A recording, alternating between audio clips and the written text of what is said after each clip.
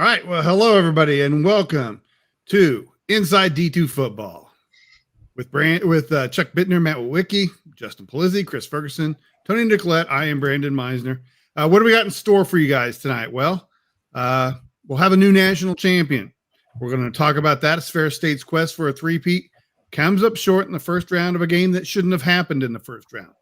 We will also talk about the rest of the results from around the country.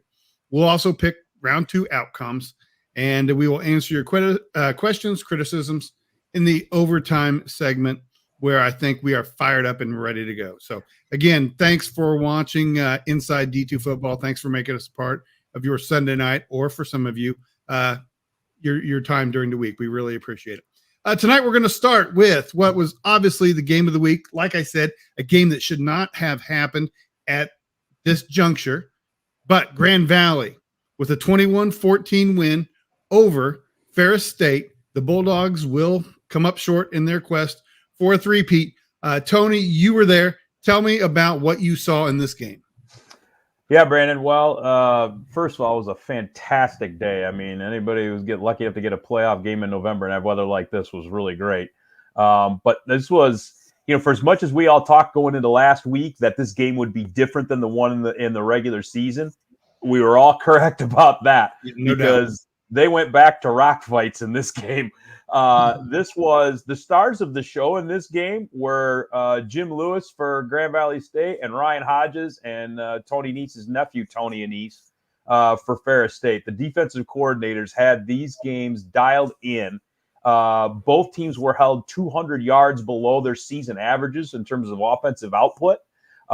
Every yard that was gained in this game just seemed like it was a trial and just a tribulation. I mean, it was just unbelievable, the defensive play in this game. Very few big plays. Grand Valley kind of got the better of that with a couple of second half touchdown passes that proved to be the difference. But in general, this was just defense just playing lights out on both sides of the ball. And I think when you look at it, I mean, guys, this is the sixth time that these two teams have played in the last 25 and a half months. So they know each other so well. And that just was on full display in this game. It was physical. It was stingy. And it was rock fight part 3. And, just at the end of the game, the Lakers were able to make a couple extra plays and come out on top. But this is why these games are coin flips between these two teams, because they just know each other so well. They were both so well prepared, and that's what you saw on the field all afternoon. Tony, the big story about this game was that Tony Neese, the head coach for Ferris State, was serving a suspension. I understand that you have no way to quantify it. I understand that it's simply going to be an opinion. But what effect do you think that had on the game, if any at all? I think the only time that I remember thinking to myself, boy, this is having an impact, was probably at crunch time. When Ferris is down 21-7, they get the ball at their own 20-yard line, and they go on a 17-play, 65-yard drive that ends with an incomplete pass on 4th and goal from the Grand Valley 15. And they took over possession with just under 9 minutes to go, and that drive ate just a hair under 7 minutes off the clock. And so when you see that drive making all that way down the field and come up empty and to have managed the clock in that way, something tells me that that's not how Tony would have drawn it up. Now, it doesn't mean that they wouldn't have executed it that way, because that was just the story of the game.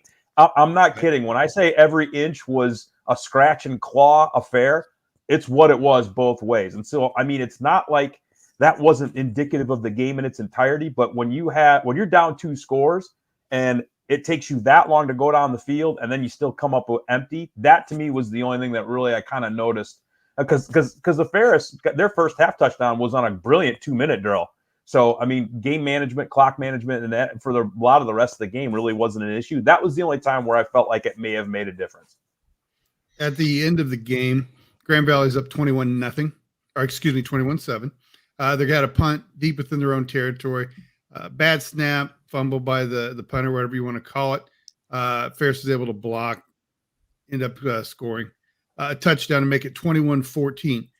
Was there ever a point where you, as an observer there, thought, "Oh, here come the Bulldogs again," finding some way to pull off a miracle at the end? Well, anytime you're dealing with teams in the top 5, they know how to win ugly. So, everybody that we follow that's at the top end of the brackets and the top ends of our polls always seems to be able to find ways to win ugly in different points. And that's what champions do. And so for Ferris basically not to pack it in, that's what you'd expect for them. But I mean, did it feel like it was going to be something where, oh my gosh, here we go? Maybe, but I mean, I don't know. I mean, in the same regard, when you looked at it logically, yeah, they got that score, but they still had to get an onside kick, which, yeah, they succeeded, but they still had basically 2 or 3 plays to try and go the length of the field, or at least like a half of the field. And just, I mean, it was an uphill climb, sure, but I don't know. I mean, maybe a little bit, but again, I don't know if it was necessarily anything where the whole crowd was just like, geez, wait, here we go again. There are a lot of people who had already left, to be honest with you, on both sides, because I mean, it was.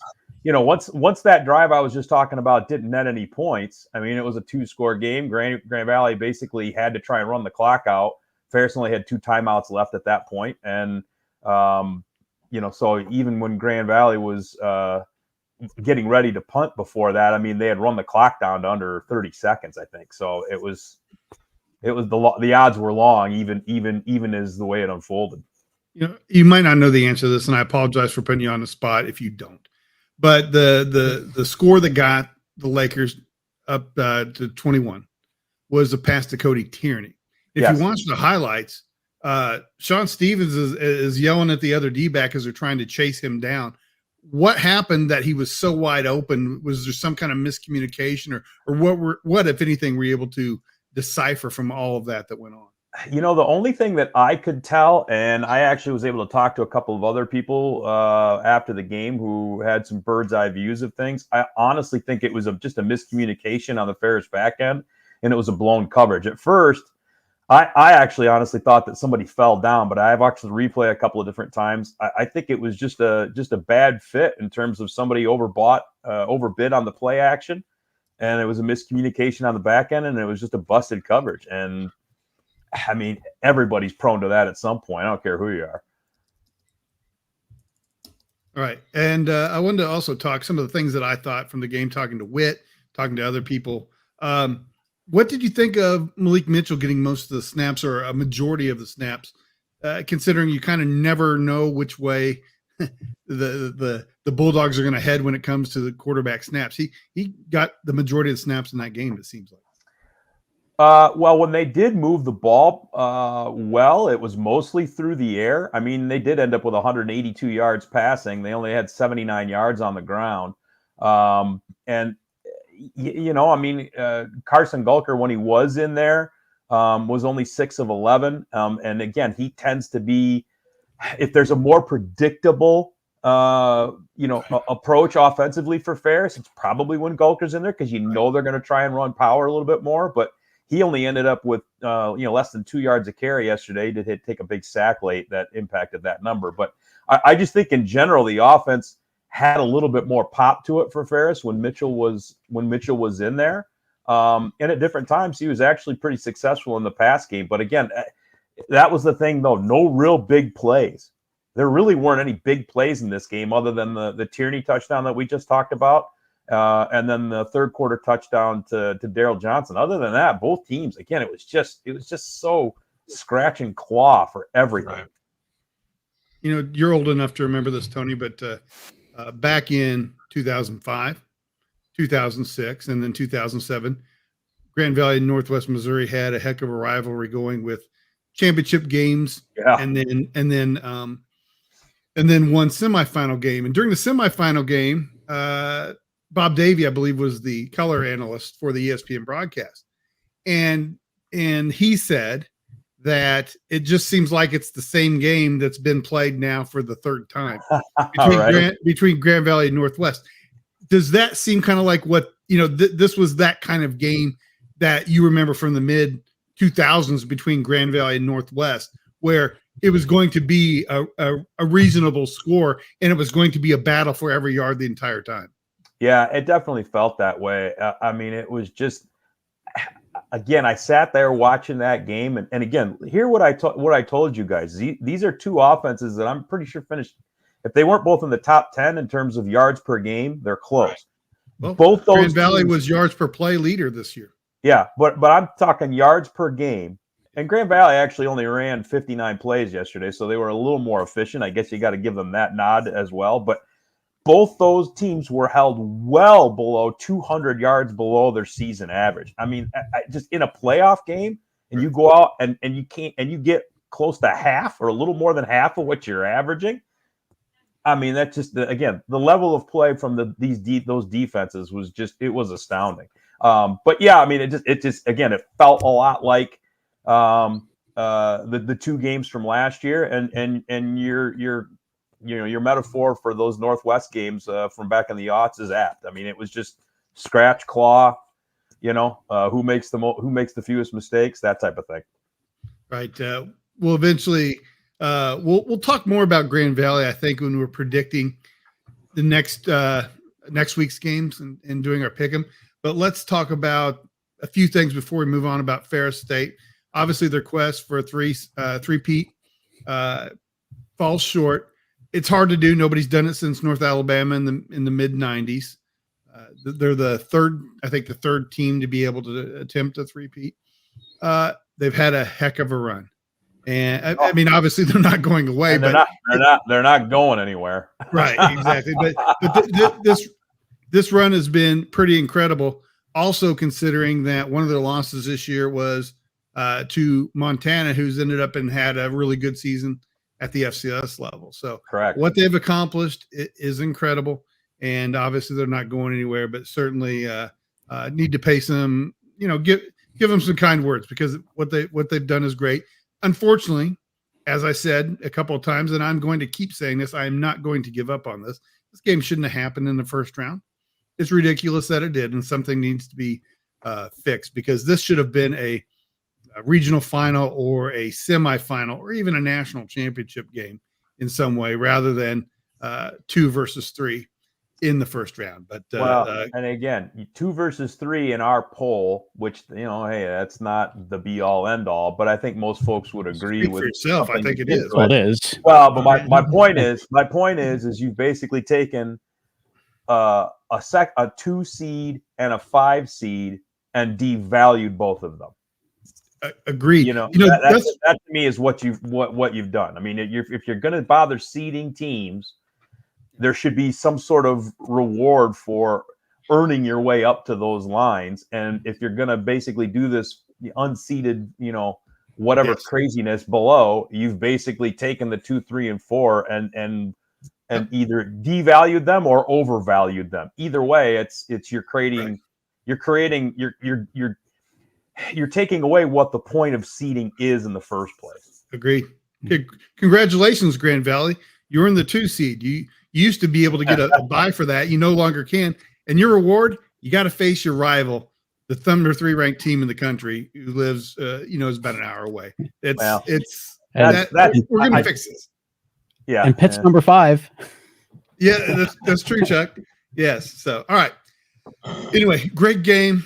Great outcome. Certainly the game of the day. It was a great game. It really was. Yep. Those teams both fought so hard.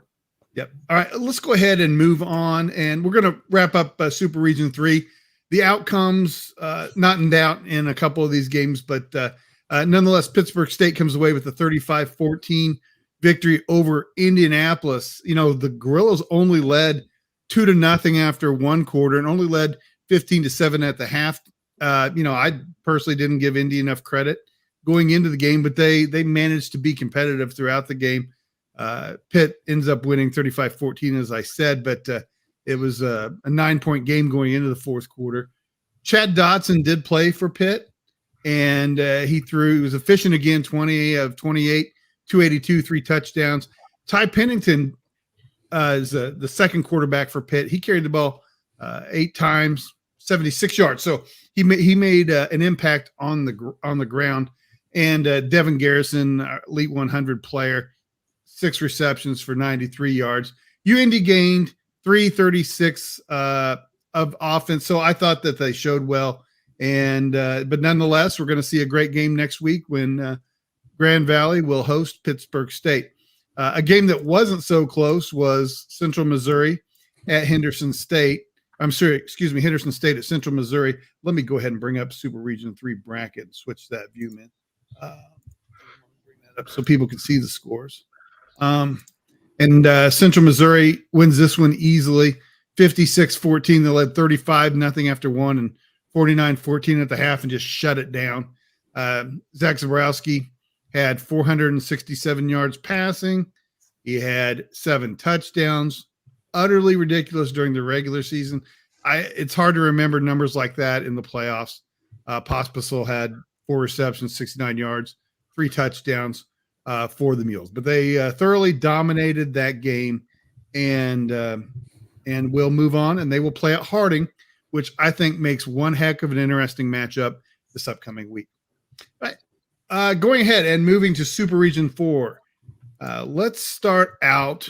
It's an interesting super region because all outcomes were surprising in different ways. We'll start with Bemidji State at UT Permian Basin. Bemidji's scoring a lot. UT Permian Basin is certainly scoring a lot this year, but we end with a 10-3 road win by Bemidji State, an impressive win for the Beavers, Whit.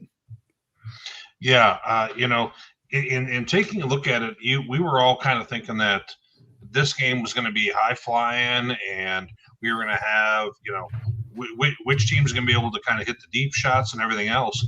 Bemidji really turned off the verts, and you can see this right here. They first drive, Permian's best drive of the game actually, and they go ahead and get a pick, and then they block a kick shortly thereafter. And, it was a very tightly played game. I mean, both teams just over 200 yards offense. But Bemidji was able to play a little bit more efficiently. Nice throw here for the touchdown. Bemidji was able to play with the lead. And they were also able to really, take quarterback Kenny Hernser and make him have to really do his best to escape the rush. He was able right there to go ahead and hit their longest play of the game, a little over 30-yard completion right there. But otherwise, he was having to do a whole lot of running for his life. Ball tipped here for a pick. They picked him off twice, Bemidji did. Bemidji's defense, their front four, won the day. They were the difference in this ball game and really kind of forced Permian out of what they wanted to do offensively. And as a result of that, we had an outcome that was much different and a style of game that I thought was really different than what most people were expecting. So Will, I got a question for you here. Permian Basin likes to play like up tempo, and to what extent did the Beavers upset that? The Beavers were putting Permian at a lot of second and longs and things of that sort. And it really, I think, made Permian have to dig into the playbook a little differently than they were expecting. And, Chris, it was interesting because while, like Kenny Hernser he was their leading rusher, their quarterback was, and he had about 90 yards, but he had to carry the ball over 20 times because he kept getting flushed out. Nothing was open downfield because, as you know, Chris, they like to live vertically down the field. The pass that you saw for 30-plus yards was their biggest play. And, Bemidji did a really nice job with that and really disrupted everything about what the Falcons wanted to do offensively. All right. So as a surprising outcome, still awaiting the destination for Bemidji. Will it be at home or will it be on the road when they face Central Washington, who won at Western Colorado 16-13 in overtime? What I think was a surprising outcome, we've not given Central Washington much credit this year, and they were able to pull it off on the road. So, Brandon, and watching this here, it was one of those things where the game was kind of slow going, not a whole lot dissimilar from the one we just saw a moment ago, where we had, after 3 quarters, it was 3-0, and that was the lone score right there, and you can see their new video board in the back as well at the stadium. But Tyler Flanagan, the leading rusher, 1,000-yard rusher, the best offensive player, in my opinion, on Central Wash. He was only able to play 2 plays and seemingly left with an injury.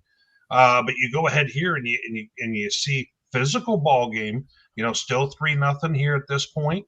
Then all of a sudden, Central Wash, fourth quarter, they hit a post right here. And all of a sudden, business is picking up.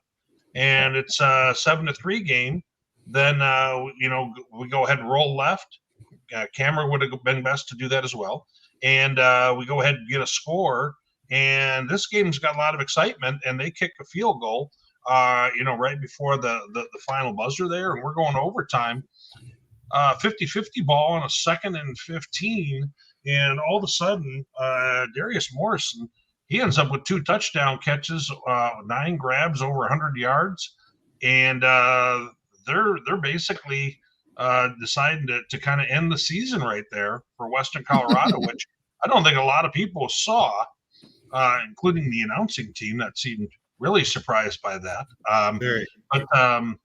It was an interesting game, Brandon, because in watching it the first 3 quarters were like watching paint dry. And then once we got to the fourth quarter, things really picked up. And it was a lot of suspense. And since it was such a low scoring game, every score really mattered. And to see, a freshman quarterback who hasn't started the whole season able to kind of make some big throws down the stretch, I really thought this was almost like his coming out party in the end there. McGill has really come on for them when they needed to in certain moments like this. I thought he made some nice plays, made some athletic ones yesterday as well. And, big win for Central Washington. And now, Brandon, we kind of wait to find out from the NCAA, since these were 2 unseeded teams. Now we're kind of waiting for them to figure out who's going to host, which is let's go here already. We'll talk about it again in the overtime. But this is ridiculous. There was an answer that was formed 7 days ago to this question. Why are we just not answering the question? So, all right, we'll talk about that in the overtime. We're not giving up on any of this crap this year. We're going to continue to focus on. We got to keep the crap going. I agree. That's right. All right. Well, I won't use that term again, but it could be used to describe the defense played by Minnesota State. Goodness gracious. Augustana, a 51-24 win over Minnesota State. You were in person at this game, Whit, and it was a dominating performance by the Vikings. Well, just like Tony said, we had great weather, 55, 60 degrees and sunny. I was doing a lot of sweating, but that's another story. And Augie gets off to a great start right here. Devon Jones, 4 touchdowns in this one. Mankato was having a hard time keeping track of him. He's a heck of a weapon for them. Here's the tip ball that almost goes back for a score. Ball comes loose at the end there. Might have been a touchback, but wasn't called that. So Augustana's got the ball at the 2-yard line, and they go ahead and who do they hit it? Devon Jones again. So he was a big difference maker in this one. There was 5 straight turnovers in the first half for Mankato, and really put them in a bad spot. Look at quarterback Casey Bauman. He escapes here, all 6-7 of them, and they're not going to bring him down. He scores on that. He also had a very good game for the Vikings, but there's no avoiding, Brandon, that in the first half when Mankato starts off, drives the field, gets a field goal, looks like, okay, they're going to compete today. And then 5 straight turnovers, four interceptions and a fumble. And Augustana goes into halftime with a 17-3 lead, which didn't seem like the end of the world. Then when Augie took the kick, after the second half back for a score and marched the field, it was like, okay, this is not just a first half thing anymore. So really impressive win for Augustana. Coach Jerry Oshevsky's first playoff win there. They've made the dance a few times, but pretty sweet win for him. One of my friends likes to say during his broadcast, It's over, but it's not done yet. Is that what you felt like after the kickoff return? You know what? My podcast partner, Tom Frederick, messaged me when it was, or tweeted me, of course. He couldn't have just messaged me. He had to call me out. But he said that it was 24-3 at the time. And he said, Whit, does this apply to the it's over, but it's over, but it ain't done yet? And I said, and this is at like 13 minutes left in the third quarter. I said, not yet, Tom. And then bam, bam. And we were 37-3. Yeah. And then I was trying to find the Bemidji game on my phone at that point. So that's how that. Fantastic. All right. Well, as residents of Sioux Falls, Whit and Tom Frederick have the opportunity to go to Boss's Pizza and Chicken as one of the locations of the restaurant and our sponsor on Inside D2 Football. How smooth was that? That was. Whoa. Well, anyway, let's not get ahead of ourselves. But Boss's Pizza and Chicken, obviously good-looking pizza, good-looking chicken. I don't think we've shown this one in a while, but it's like a roasted chicken.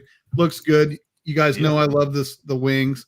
I had them when I was there. In fact, even the night before the pizza challenge, I wanted to try these wings so badly. I went there at it was midnight, and I went to have some wings at Boss's, and it was they were fantastic. So the same night we had the pizza thing, no less, right?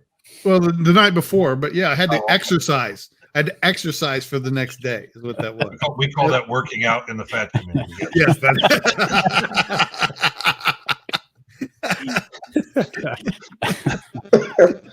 Oh gosh.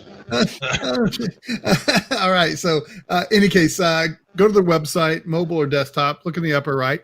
If you are a business person, an entrepreneur with the idea that you might want to open up a restaurant, I could not suggest a company to work with any more than I would Boss's Pizza and Chicken. And if you do decide to maybe contact them about the potential of opening a restaurant, make sure you let them know that you heard about it from us, because we really appreciate their support of our show and of our website, and we would really appreciate it if you support them. And even if you're not a person who has the means or even the desire to open a restaurant, frequent their locations, have some pizza, have some chicken. You will not regret it, guaranteed.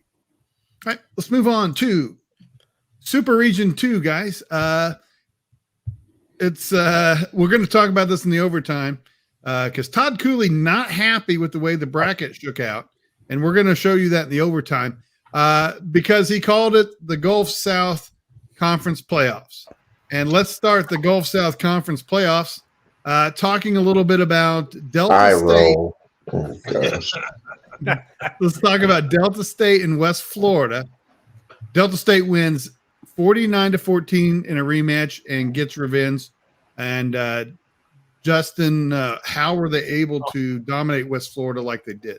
Well, I think part of it was this game never aged well, right? This rematch never aged well. Coach Cooley was fired up to begin with about having to play them first round, and it didn't age well. I mean, it wasn't that long ago that they lost to West Florida at home. So this was kind of that rematch, that opportunity to get back at them, that chip on the shoulder that they had, and they didn't waste any time in getting this thing going. They had a 35-0 lead at the half, ended up 49-14, and 447 yards of offense. I mean, this was a game that it just felt like Delta State did exactly what they wanted to do. They had their way offensively.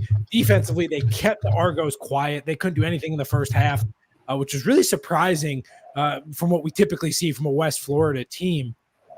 Patrick Shegog was 19 of 25 for 318 and 6 tutties. And he also had 10 carries for 22 yards. You mix that in with 6 defensive stops and a pick 6, or 4 turnovers and a pick 6. The defense was complimentary. Patrick Shegog had it going offensively. He was able to throw the football, run the football, and some other things I thought that were pretty interesting was that Delta State averaged 12.2 yards per game, or 12.2 yards per pass attempt. I'm sorry, in the game, and then the 4 turnovers with a pick 6. So it felt like it was a complete domination by Delta State. A little bit of payback there for the Statesmen. Hey, Justin, I watched this game last night before I went to bed, and a couple things that stood out to me. Delta State's defense just really teed off on going after Pee Wee Jarrett. The Argos don't really have a credible threat with a conventional rushing attack, and I think Delta State, they really kind of knew that and game planned for it, and they just went after Pee Wee Jarrett, and I think they forced at least one interception, I think, and 2 fumbles from him early in the game, and I felt that really had a huge impact, one, in just building the lead, but just the way that game was going to go. Well, and the other thing that I noticed was, almost everything that they did with Shegog just turned to gold. It was just kind of one of those days where everything came out well. But Delta State's offensive line started wearing down West Florida in the second quarter. I mean, you could kind of see that the Argos defensive line was starting to struggle early in that game. They did, and it's again, we saw some untypical things from West Florida. The Frederick Harvey pick six that was there in like second half, it looked like the West Florida offense was out of sync. It was thrown right to him, and there was nobody around him in any direction for at least 5 yards. And they had some exotic, I thought some exotic pressures up front. They were able to stunt a little bit, and just West Florida seemed almost out of sync, Chuck. It didn't seem like them on both sides of the football. And like you said, everything Delta did was just rolling. It didn't matter what they did. It just kind of worked its way out. I have an interlude here because I look at not just what Delta has done, which, the 35-0 really stood out to me in the way they shut down West Florida. Same thing that we saw with Central Missouri. And you look at what has happened in Super Region 2 in particular. I mean, I can understand why Todd Cooley feels the way he does based on these results. I mean, good grief. I mean, there's clearly the seeded teams just ran all over the unseeded teams here, whereas you didn't see that, in Super Region 4. Yeah, and I think, like I said, this game I don't think aged well for Delta State. I think it was in, that they hadn't forgot about it, and they felt like they had something they wanted to prove. If you watch the game, I mean, again, it just felt like from start to finish, it was all Delta State. And I think that's, Brandon, you talked about with Coach Cooley, he kind of set that tone, I thought, early in the week on Monday at his press conference. And if that's how it is on a Monday, by the time you get to Saturday, it's going to be turned up. So, and I felt like Delta State carried that over onto the field. Hey, this is what they think of us, and it. We could sit here and talk about that all day, but again, I thought it was a convincing win from Delta State and West Florida. It was untypical, guys. I mean, we haven't seen a West Florida team play like that in a minute, particularly in the playoffs. Yeah, they shut down John Giles. I mean, when you don't have a running game and you shut down one of the top receivers in the country, I mean, what else can you really expect? Well, and it felt like in the second half, it felt like West Florida was trying to get it all back on one play instead of just trying to execute and get themselves back into it. It felt like they were trying to take the big plays and try to get them, get those 35 points back or whatnot and one or two plays. So, but yeah. All right, let's go ahead and move on to the second game in the Gulf South Conference tournament. Just kidding. Limestone goes to Valdosta State, and the Blazers don't really have that much trouble with Limestone in spite of the score, but it's a 62-41 win for Valdosta State. Tell me about this one, Justin. Yeah, so this is a game that we kind of talked about. We could see the potential here of it being a shootout, offensively, and that's kind of what it was. It was a little surprising in the first half, or at least I felt like it was. It was 31-7 at the half. Valdosta was up and had 585 yards of offense, and really, I thought, dominated that first half. And kudos to Limestone for kind of digging themselves back into it. Ended up being 62-41, and most of those points for Limestone came in the second half. So again, I felt like they came out and they battled their way back into it, guys. Sammy Edwards had 27 completions, 6 touchdowns, 344 yards for the Blazers. And just they were able to get themselves in that game. And they built that lead up. Limestone, made a little bit of a run there in the second half and closed the gap. but just really for Valdosta State, the offense was able to score some points. And I felt like the defense for Valdosta made some plays in critical times during this game. They were able to step up. They were able to make those plays, get the stops when they needed it. And that's kind of what we wanted to see. And the offense, they didn't miss a beat. And we kind of thought that was going to be the case. The question I had going into this one is, are they going to be able to control the run from Limestone? Because Limestone's shown the ability to be able to break off some big runs and stuff like that. And I felt for the most part, Valdosta State was able to do that. Again, their offense is going to be tough to deal with throughout these playoffs, but their defense stepped up, made plays, and I think that was the reason they came out of this one victorious. I just want to say something here because I remember last year I kept receipts about how so many Valdosta folks had something not nice to say about Tremaine Jackson and company and what they've been able to do in year 2, and now they've won the playoff game. They are ahead of schedule here. I just want to note for the record that they're rolling, and now we've got a big rematch coming up, a huge one. But, you know, again, head and shoulders above much of the rest of the Super Region and what they were able to do. 62 points, that's huge in a playoff game. I had some of the same thoughts, Ferg, you know what? And if you don't pick them this weekend, they're going to keep receipts on you. And you know, and that's fine. And that's perfectly fine. We'll get to that. We'll get to that. Let's not get ahead of ourselves. I know. Just an observation, and I like the foreshadowing at Ferg. But Justin, last few times I've watched Valdosta, their receivers and their speed. I don't know if there's another team I've watched in D2 this year who's got that kind of depth, speed, and athleticism at wideout. The depth of the receiver room and the plays that they're able to make. And Sammy Edwards has gone from being kind of like the new guy, the guy who's replacing Ivory Durham, to now a guy who's in like the top 5, top 10 quarterbacks conversation. And down there, Coach Poe, they think that he should be player of the year, not the guy they're going against. No, you're 100% right. And I'm going to give credit to Rick Bowie, who's the offensive coordinator down there. I know Rick, he's a phenomenal football coach. I'm not surprised to see the offense kind of growing with his leadership there, calling the offense. You know, one thing I've noticed is he's been able to get those guys open. He gets the receivers like you talked about, Whit. Yeah. He gets those guys open, gets them open in space, gets them the football, and lets them be football players. I've seen that a bunch of times. We saw it a couple times on Saturday. And he's able to, the offense is coming into their own, the defense is coming into their own, and they're starting to make the plays that we kind of expected to see, right? With again, but going back to it offensively, they do a phenomenal job of getting those guys open. The one thing it just kind of sticks out to me is, you know, if the corner's sitting soft, they do a great job hitching it up, getting the ball in space, putting their foot in the ground and getting north-south in a hurry. And getting a big chunks of yardage. Same thing if that corner squats down and presses, they're burning right by him and they're getting the ball out in space and big plays. Saw it against West Georgia, saw it again this week. So, they've become very complimentary offensively. It seems like they're adding the vertical component all the more right now, and that gets a little scary if they're able to pull that off.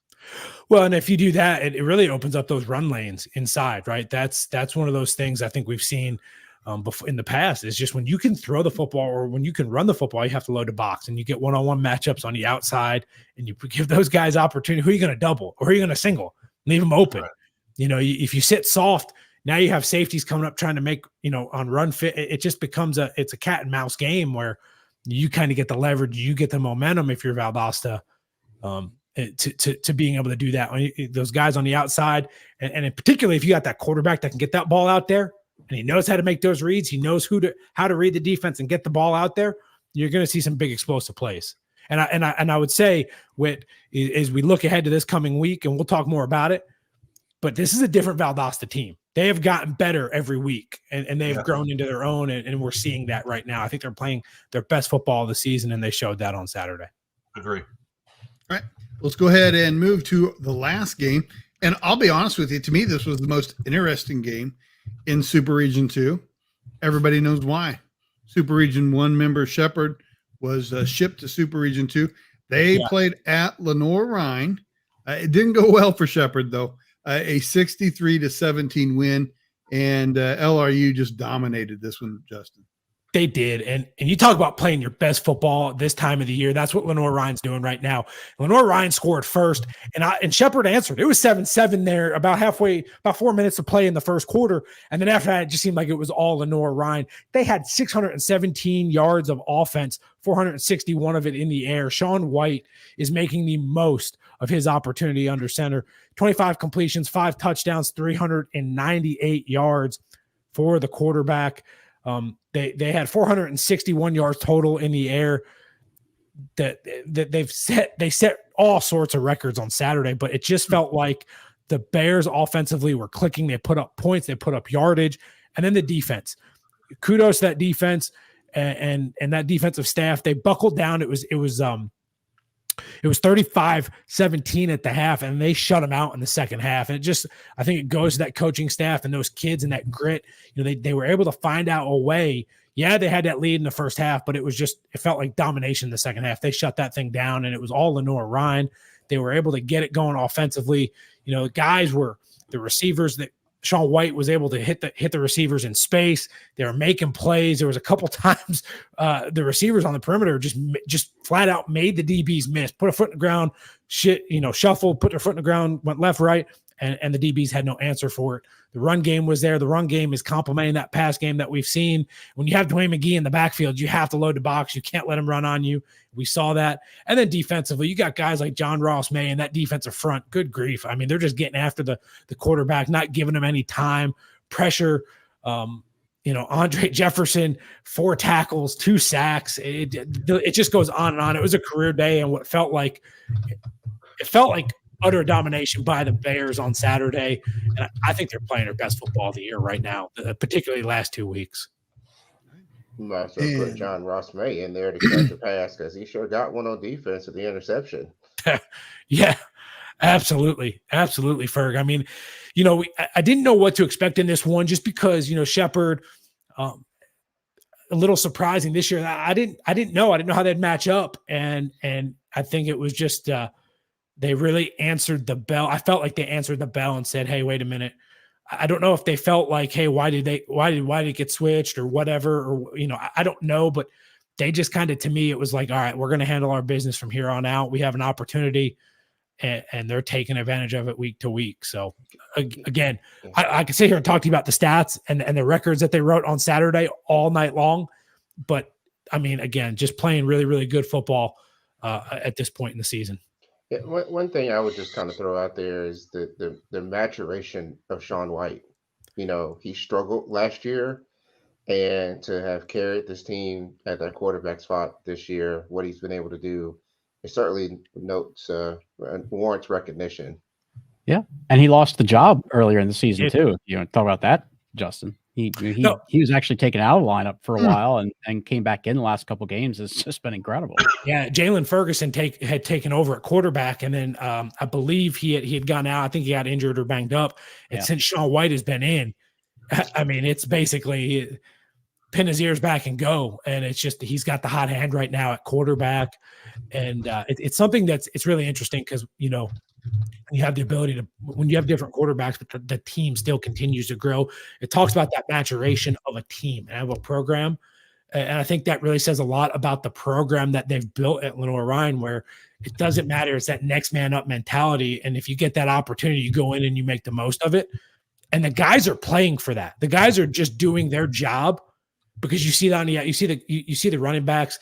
Hey, it doesn't matter who's giving us football. We're going to run hard. The offensive line is going to block, and the receivers on the outside, they're special.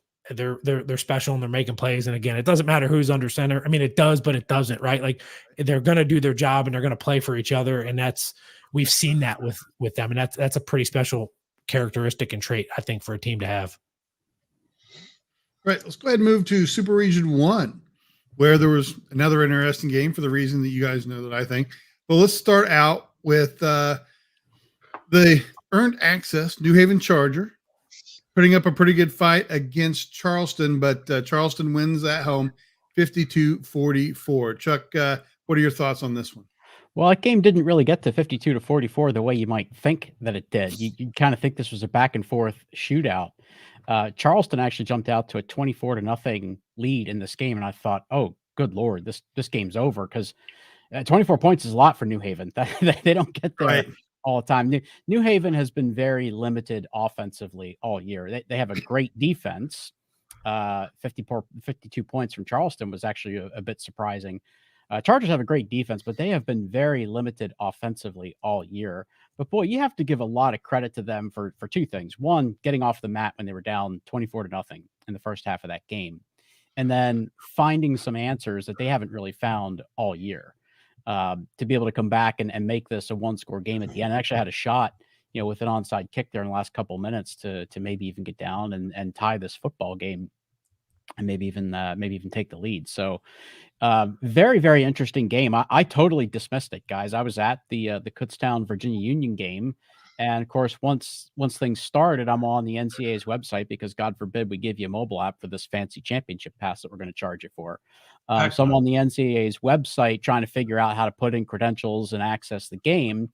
And by the time I kind of get there, I see it's already about 17-0, and then it's 24-0.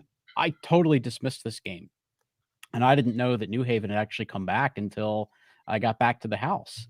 So then I watched the whole game last night, and I really was impressed with the way New Haven battled their way back into it. But, Charleston's the team that's moving on, and I think that they will have a few things that will be a problem for Kutztown. We're going to talk about Kutztown in a minute, and we talked about them a lot last week. I think Charleston has some things that can create some matchup challenges for Kutztown, and they're playing this at home. So obviously a great day for Charleston. You're coming off their first Mountain East Conference championship.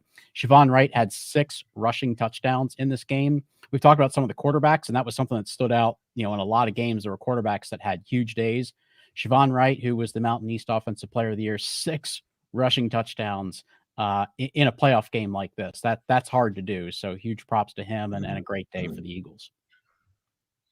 Right. Also, sorry, Brandon, you yawned. Should I have talked a little longer on that? No. You guys know the day that I've had, so I'm lucky to be awake at this point. Let's move on to Kutztown and Virginia Union, though, Chuck. The game that obviously I thought was the most interesting from the standpoint of a Super Region 2 team moving in to the Super Region 1 bracket. Kutztown wins this one 38-14. You were at the game, and it was complete domination by Kutztown. Hey, before y'all do that, we don't have to talk about this game, Brandon. We can move on. We don't talk about this game. Chris, why don't you give me your thoughts first, then? Oh, gosh. Go ahead, Chuck, please. No, since you were actually there, so please. It's probably a little tough to hear for the CIAA crowd, but I think we all expected a little bit better for Virginia Union. I think we obviously gave them a lot of respect going into this game. It was 3-3 in the picks. 3 of us thought Virginia Union actually had a really good chance to win that game. So we won't point out who those 3 were, but it was 3-3 in the picks. So we were giving them a lot of respect. We thought they had a great chance to win this game. And, part of it is, when you have conferences that don't intersect a whole lot, you really do struggle to kind of get a feel for how are they going to match up on the field. And the PSAC and the CIAA don't play a lot of games against each other. It's been a while. It just doesn't happen. I mean, Clarion played at Lincoln, but that doesn't tell us a whole lot from either side of things. When was the CIAA in Super Region 1? Was that about 2012? Was that the last year, maybe? About 2007 to 2008 or 9, I think, to about 16 or 17. I could be wrong on either side of that. Because I know Winston-Salem was the representative. Yeah. In the 2012. Stay tuned for changes coming in 2025. But yeah, that was historically where that was. But no, I thought that Virginia Union would have something for Kutztown, and they just really didn't. And I was not shocked that Kutztown shut down Virginia Union's offense. Frankly, I expected that. We know what Virginia Union can do when they get the running game going. I knew that Kutztown would be able to stand up to the running game, and just didn't feel like Virginia Union had something else that was really credible that they could go to. Christian Reed's a very good leader, runs that offense very well. Saeed Sadibi, very good playmaker at the receiver position, but I just didn't think that they'd be able to consistently loosen up that Kutztown defense, and that's kind of how it played out. So that didn't surprise me. What did surprise me was just how well Kutztown was able to attack that Virginia Union defense going straight downhill. first 2 drives of the game, everything Kutztown did was just between the guards. They're pretty much just running right behind the center and getting right down the field. And, Virginia Union just didn't strike me as a play from behind kind of team. So at 14-0, you felt, this isn't good. And then when Kutztown got the punt block for a touchdown that put them up 21-0 in the first quarter, it just kind of felt like a comeback here just isn't going to happen. So you have to give Virginia Union a lot of credit for getting off the mat. They made some adjustments and they tightened up defensively a lot in the second half. So you have to give them a lot of credit for that. But I think Kutztown was kind of just managing the deficit at that point as well. So, when you're up big at the half, you just kind of want to get out of there. And I think that's kind of how Jim Clemens and his staff managed the second half of that That's game. exactly how I explained it to somebody last night. Yeah. That, from the outside looking in, that's exactly what I thought had happened. But still, it was I got to meet Coach Parker and a couple of the coaches coming off the field. It was a tough day for them, but really appreciate them being gracious in defeat. And it was nice to get to meet them. Yep. All right. And the final game of round 1, East Stroudsburg comes up just a little short. Slippery Rock responds well after loss in the PSAC championship game, a 45-14 win. It actually didn't really start off that way. Watching the first quarter, it kind of felt like, ooh, man, East Stroudsburg has watched the game tape from last week when Kutztown attacked Slippery Rock, both offensively and defensively. And they took some notes from that game plan and they're able to replicate it because early on, East Stroudsburg was having a lot of success with the running game. They were doing a pretty good job with taking Kyle Sheets out of the game plan, which that's what Kutztown committed to, taking Kyle Sheets out of the game plan for Slippery Rock. And East Stroudsburg was trying to do that early on, and they were having some success. And you got to give a lot of credit to Slippery Rock for making some adjustments that worked early in the game, because that's just what they weren't able to do last week. And they're a staff that's kind of renowned for that. Like, they make very good adjustments throughout the game. Last week, it just didn't work. And this week, it started off looking kind of like it was heading that direction again, and they were able to course correct and get themselves headed in the right direction. So exactly what they needed to kind of get themselves back on track heading into a big matchup with an undefeated Tiffin squad. So great win for the Rock. It wasn't perfect, but you never expect it to be in a playoff game against a 9-win team. All right. Well, let's go ahead and share some news that has just come out. Let me see if I can share that with everybody here.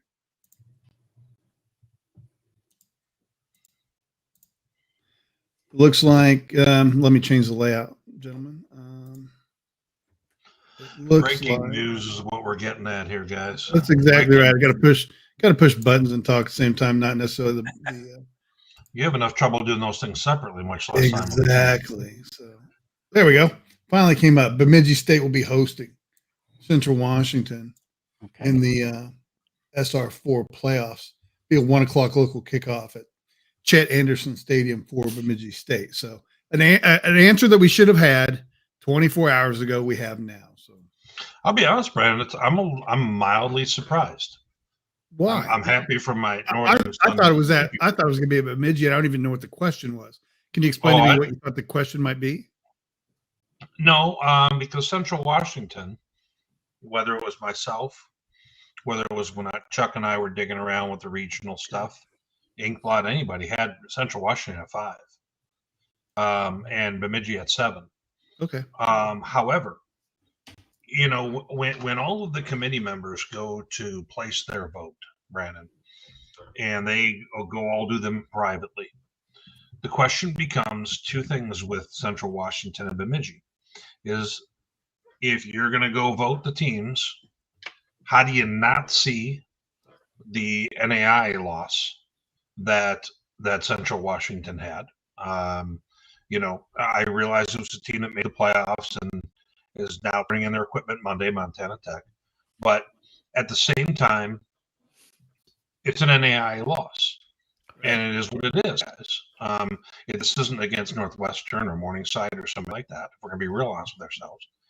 And at the same time, Bemidji State, while having one more loss than they did, Central Wash in terms of the D2 stuff, I really felt that they had some bigger wins.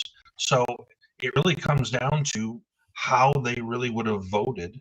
Would they have had them as low as, 7 or 5 or what have you? At the end of the day, I think they got it right here. because I think overall Bemidji probably has a little bit better resume. I mean, if we're going to truly assess the teams. Very good. I thought it should have been them without a doubt, but thank you for explaining that. All right. When we come back, we will pick round 2 playoff results. We'll be right back with that in just a minute. Just wanted to take this opportunity to thank those who have supported D2 Football this year. D2 Football is free, but it isn't cheap. Your support helps offset our expense and allows us to expand our coverage. If you like what we're doing, please consider supporting us. Visit d2football.com/support. Or if you want to do it the old-fashioned way, click contact on the website to find our mailing address. But again, thank you for supporting D2 Football.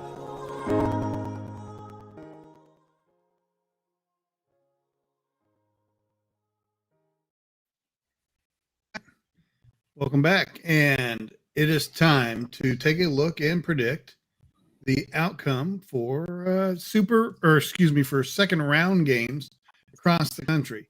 Tell you what, let's go ahead and do this region by region. That graphic seems a little bit hard to see. So let's go ahead and look at Super Region 1, and we will pick those games first. And then we will move in numerical order. We have 2 games. Slippery Rock will be at Tiffin, and Charleston will host Kutztown. We're going to go in the order that you see it on the screen. So I'm at the top. I will go first. And let's go ahead and I will take Slippery Rock to upset Tiffin on the road. Okay. And Chuck, would you please go next? Yeah, I don't want to put all my best stuff out there because Carrie Moore and I are going to do a Super Region 1 podcast sometime later this week. So we'll have a lot to say about both of these games. I think they're both really good. I think Tiffin's a really good football team. There's still some unknowns there with how they're going to match up against a team like Slippery Rock, but I know they're very good. I got to talk with a couple coaches actually yesterday at the Kutztown game who believe that Tiffin's for real. But I think the bounce back win over East Stroudsburg was exactly what Slippery Rock needed. And I think the Rock's going to come out a score better in this one. All right. And since I changed the layout and messed up the order, Justin, go ahead and go next, please. Yeah. Well, there we go. But plain and simple, I think Slippery Rock's going to get back on track, keep it going this week, and I think they're going to come out on top. Okay. What we got next? Whit, go ahead, please. Conflicted on this one. I wanted to go with Tiffin. However, their all-conference quarterback, Kason Martin, has played through 8 weeks, took a shot, and his backup has been playing ever since, playing fine, but he has taken over since that time. So I'm mildly concerned about him going up against Slippery Rock, having a quarterback who's going to be in the Harlan Hill conversation. So I'm going with I think is a little bit more safe pick at this point. Slippery Rock's very experienced. Tiffin's will be their second time in the D2 dance. So I'm going to take Slippery Rock here. Okay. Tony. Yeah, my old school GLIAC allegiance really has me wanting to pick Tiffin as well. Yeah, gosh, this one's tough. You know what? I really was leaning towards Slippery Rock for all the reasons that you guys said. I feel like they're probably stronger at quarterback. They're experienced. But if you could find me a team in this bracket that's got a bigger chip on their shoulder than Tiffin, I don't know who it is. So I'll take the shoulder chip and roll with the Dragons on this one. All right, Ferg. The only thing that concerns me about Tiffin in this game is the reliance on the run. They've got 3 fantastic running backs that they use, and they sort of pound you. And I just really wonder if Slippery Rock is able to take away the run, what can they do in the pass game? So with that being said, I'm going to also go the safe route and choose Slippery Rock on the road. Okay. Let's go next to Kutztown at Charleston. Weird order, Chuck. Please go first. Yeah, so again, I'm going to save some of my best stuff, but I am going to go Kutztown here, and I know it's going to feel like a little bit of a homer pick, so I'm picking both PSAC teams, and that's kind of my territory. But I do think Charleston has some answers for what Kutztown does. I think that Charleston is a sneaky good football team. Really like what I've seen from them. It's just a fundamentally sound team. Quinn Sanders in his second year as head coach has done a great job. So, to Tony's point about Tiffin had a bit of a chip on their shoulder, I think you could absolutely say the same thing about Charleston. 1A and 1B.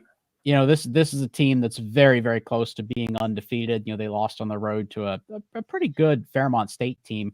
Probably played their worst game of the year against a good team and still almost won it. So this is a really good team. They've won games in lots of different ways. So I'm throwing all my praise on them, but I am picking Kutztown to win the game. Hey, Justin.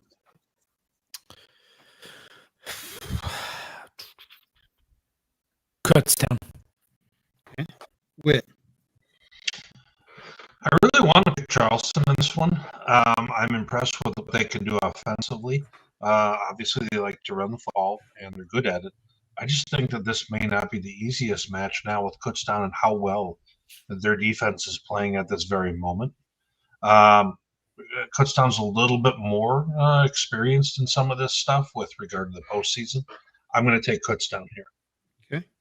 Tony. Yeah, guys, I guess this is going to be an up and all flyer region, but yeah, I mean, Chuck, you're dead on it, man. Right? It's like Tiffin's got the big chip, but Charleston's probably got just as big a one, and it seems like we've underestimated them in a lot of ways all year. I tend to believe Kutztown is probably the better team here, but you know what? It looks like I'm going to be the only contrarian on both these games, so I'll take Charleston on this one too, because if we underestimate them again, then shame on all of us. Right, Ferg.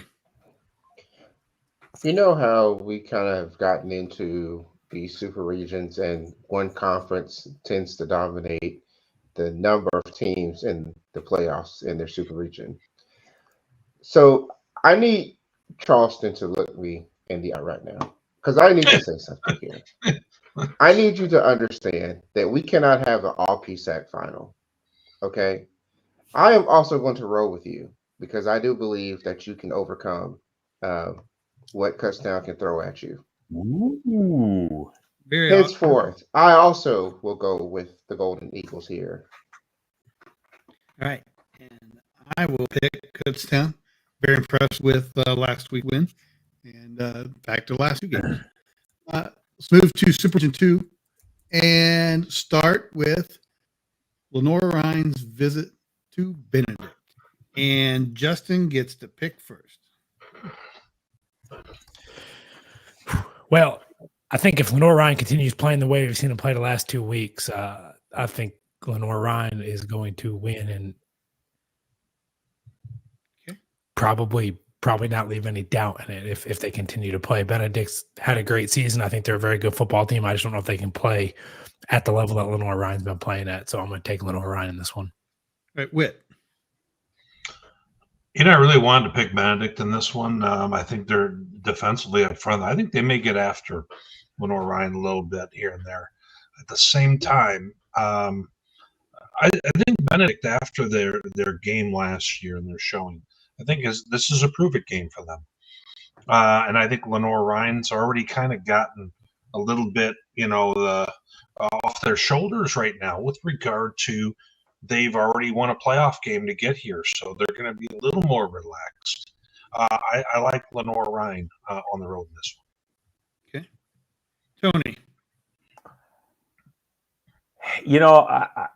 I think what's really making me struggle here are two things. One, Lenore Ryan, the role that they are on, and two, I look at Benedict and what they did this year. They basically had one game where somebody played them within less than 21 points. I mean, they had just dominated everyone. And normally you'd look at that and think, okay, gosh, they're just world beaters. I think what worries me for them in this one is after a week off and they haven't really faced a lot of adversity this year. This is playoffs now. it's going to be tough, but their defense is just so good. I'm going to take Lenore Ryan here, but I don't know how good I feel about it. I'll be honest with you. I think Benedict's kind of sneaky better this year, and while it is a prove-it game for them, I think they're going to surprise everybody with how well they play. All right, Chris. Well, yeah, this is a bit of a tough one too, and it's a bit sobering for a number of reasons.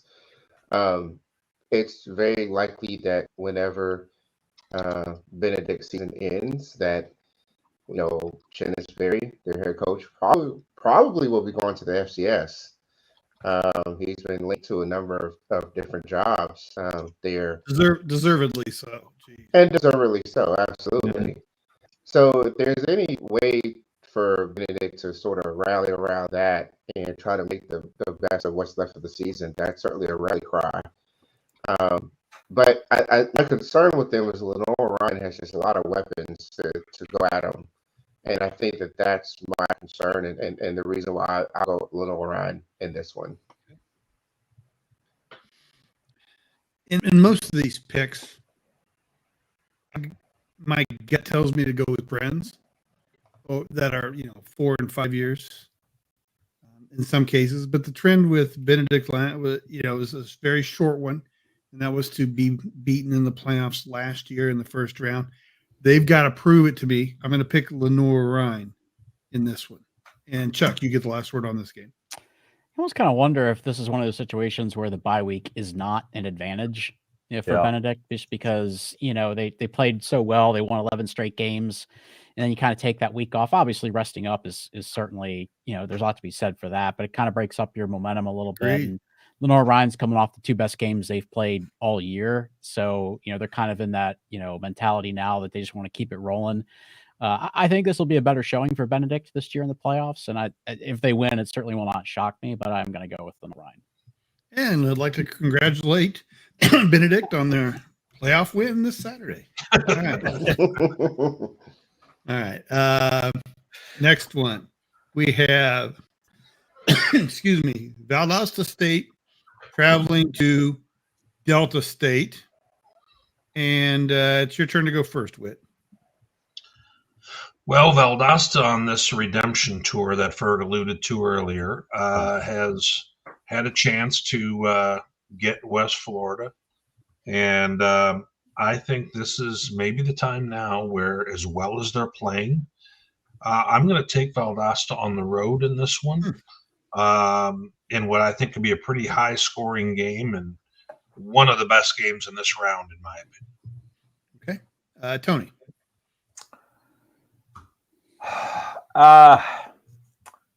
We always talk about hard is to beat teams twice. In this instance, Sammy Edwards been fantastic. You guys are right. They're really rolling. I just look at it from a playoff perspective, from an experience perspective. You're not going to get any better than Patrick Shagag probably in this whole region. And at home, to me, I think this is Delta State. But boy, no result here is really going to shock me. I like Delta State in this one. This is their time now to keep it rolling. Ferg. Gentlemen, I have a question. What is the strongest, if you're from an engineering perspective, what is the strongest shape? I know where you're going with this. I think I do too. All right. Well, it's a triangle. It can't be destroyed. That's right. It's the triangle. It's the triangle. And the delta that you have here is going to be very hard to beat. But if there is one team that could probably take them down in this particular super region, it's Valdosta State on the redemption tour. So I too am going to stand with the Blazers, and I know that the Delta folks are very active on Twitter, so I'm pretty sure that a misfire on this pick, and we're probably going to hear about it. So I really do need you to come through, Valdosta. Thank you. Ferg, I'm with you. Hey, Whit, they're playing for his Pick'em life. Yes, exactly. Yes. All right. Get some videos made. I'm not going to involve math or science or shapes or geometry or anything. But I am going to pick Delta to win this one at home. Still angry about playing in the GSC playoffs. Chuck. I'm going Delta State here as well, but I do think that this is going to be a very good game. I think, a few things have changed since the last time they played. I think Valdosta State really knows who they are now. They have a ton of momentum. They've done a great job maximizing their strengths. They've done a really good job minimizing where they still have some liabilities. But I think that Delta State just has too many mismatches where Delta State can be had. So I'm going with the Statesman at home on this one. And Justin, round us out. Man, when I go last, there's not much left to say. But I will say this. I think that Valdosta State team is a lot different than the team Delta played earlier in the season. I really do. I think they're playing much better football. They figured some things out. But if Delta State continues playing the way they played this past week, not too many teams are going to be able to beat them. So I'm going to take Delta State in this one in a game that I think is going to be closer, particularly than the last time they played. And this has the potential to be a pretty big shootout. I think it's going to be the defenses that can create turnovers that are going to be the difference in this one, though. All right. Now we move to Super Region 3. First game, one that I think is incredibly interesting.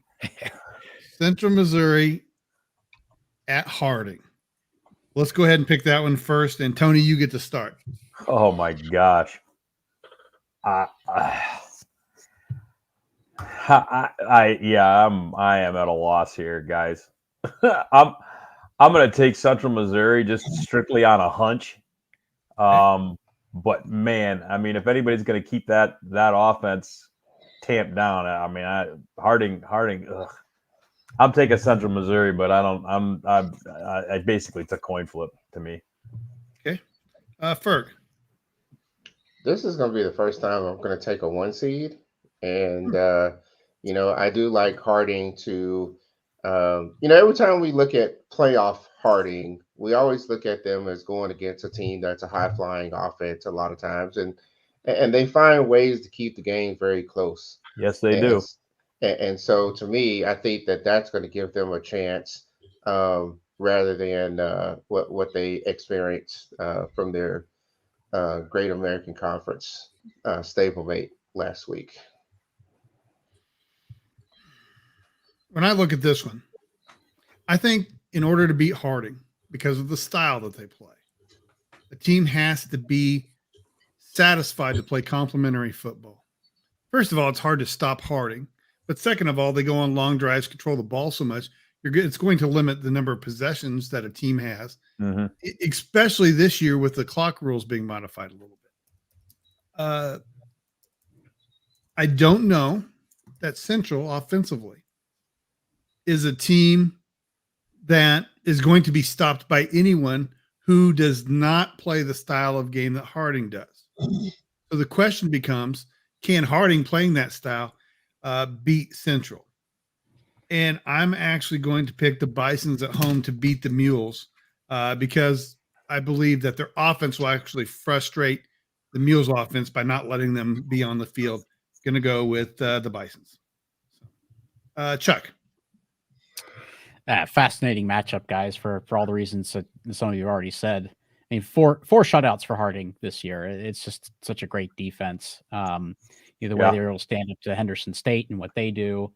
I love this matchup. I am going to go with Central Missouri. I think that they just have something really, really special this year. And it kind of feels like, and if Central Missouri could get through Harding, they might win the whole damn thing. They could be a spoiler in this entire bracket. So I'm going to ride with the Mules. I've just been really enjoying watching what they're doing this year. And I love that Harding team, but I think Central Missouri can get it done. Right. Justin. Man, look at that dang mule head. That thing is good looking. I'm going to go with the Mules in this one. Oh, my God. Hey, look.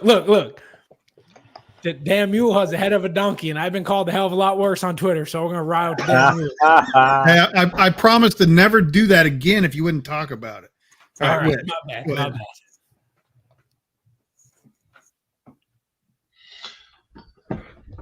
Is it my pick? I'm sorry, I didn't. Yes, sir. Please go. Oh, okay. Yeah. I think this is the most interesting matchup of the whole bunch. Yeah. Just because of the clash of styles, everything else.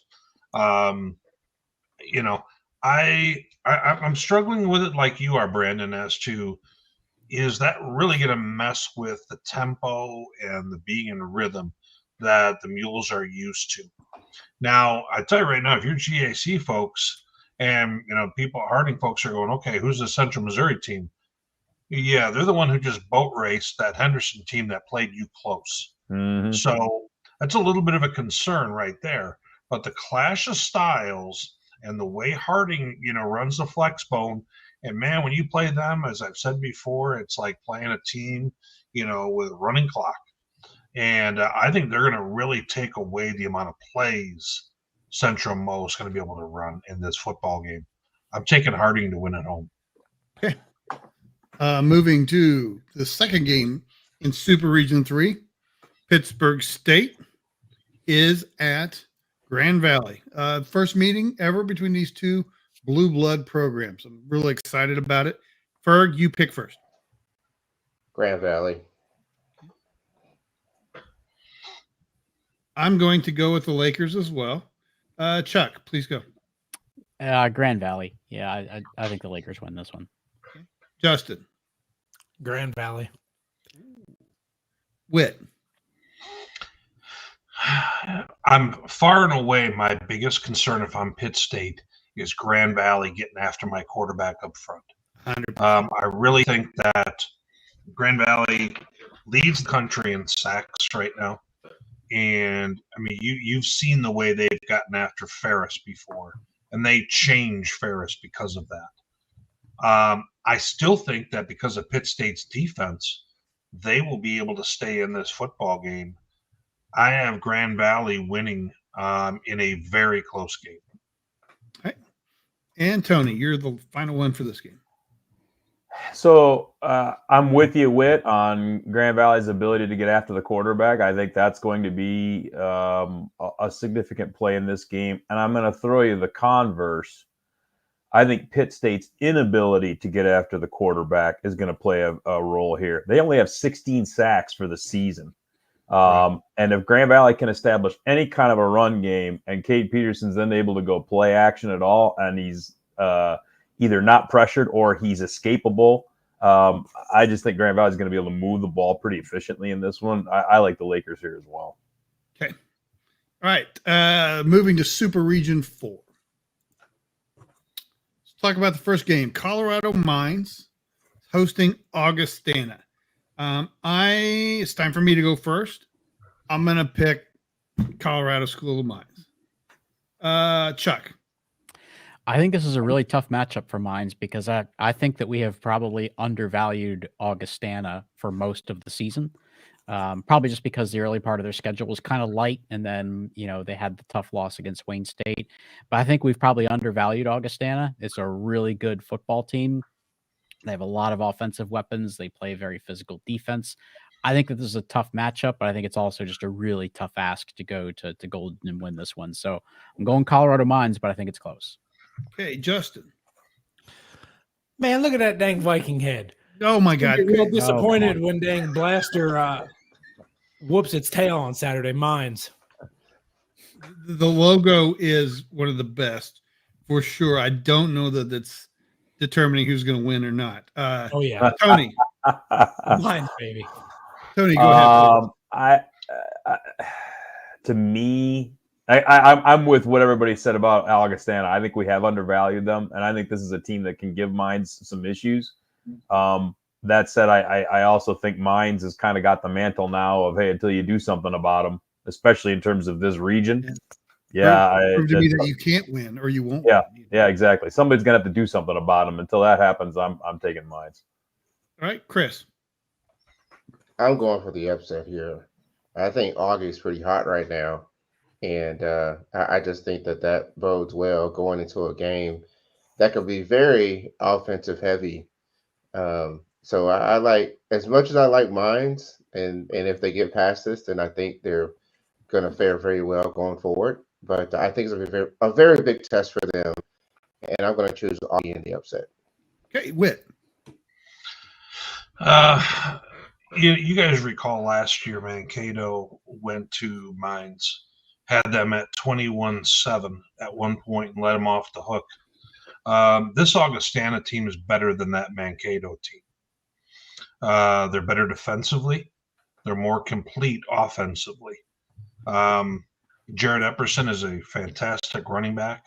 Mankato decided yesterday that they were going to not let him win that football game. Everything else did. And Casey Bauman has really kind of come into his own, and he's got a lot of targets. And as much as I realize Mines is an overwhelming favorite, certainly in this super region, if not even further, I'm going to take Augustana in the upset here. Okay. And finally, our last game, Central Washington traveling, as we found out on the show, to BIDI State. And Chuck, you go first. Man, I have missed on Bemidji State picks for like the last 2 years. When I pick them, they lose. When I pick the opponent, they win. So I don't really know what to think here. I do think being able to stay at home is an advantage here, but you never know. I mean, Central Washington's got that road warrior mentality now. They've been down to Texas, 4 times in the last month. Now they're going out to Minnesota. We've seen what they can do with that really tough defense. Guys, I'm going to go with a minor upset here. I'm going to go with Central Washington winning at Bemidji. I've got my guy Tanner Volk with at least 2 interceptions. He only had 1 last week. I was a little disappointed. I think he's going to get 2 at Bemidji, and I think Central Washington gets an upset win here. Okay. Justin.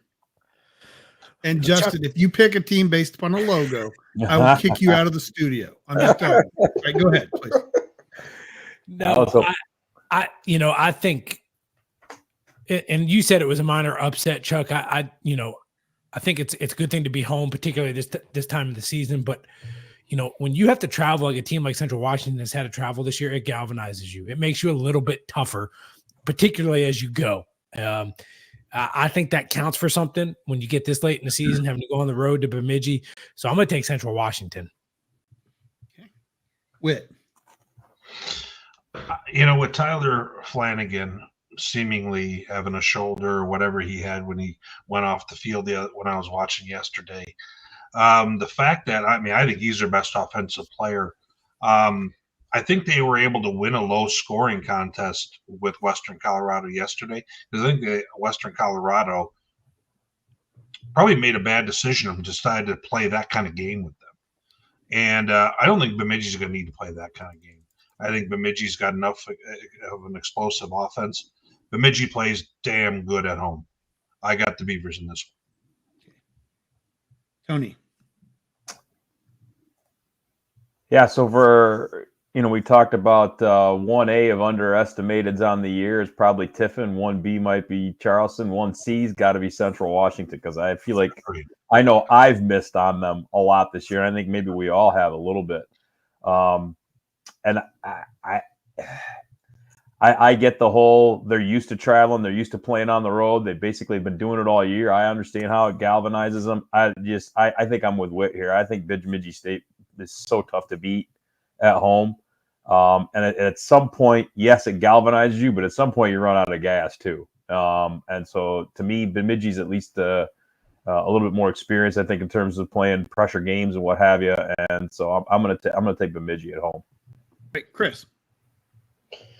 Yeah, I think the one thing about Bemidji is that they have a better offense than what Western had last week. And that was sort of what took them down against Permian Basin. Permian Basin also had a pretty good offense as well, and high potent. So I think that's going to be the difference maker for Bemidji. As good as Central Washington's defense is, I think they're going to get behind early, and they're not going to be able to catch up. I think one of the most interesting things that's happened the last few seasons is Bemidji's transformation from a team that's a soft passing team into a physical team that plays more complementary football. It's been pretty impressive.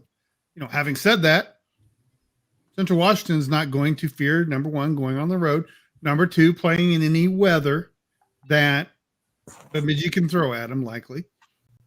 And will not be intimidated, be scared, anything like that.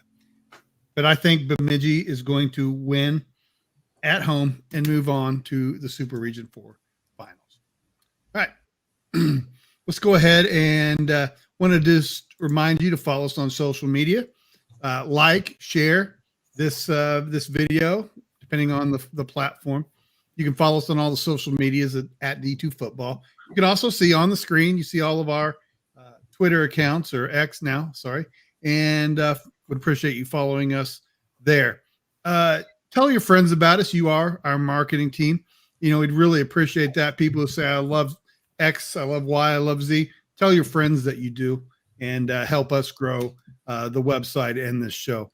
I want to remind somebody, and even our staff didn't quite know this, our scoreboard on Saturdays during the playoffs, we had a link to every game, a direct link to every game, and access our scoreboard. All I've heard is how tough the NCAA app was to use.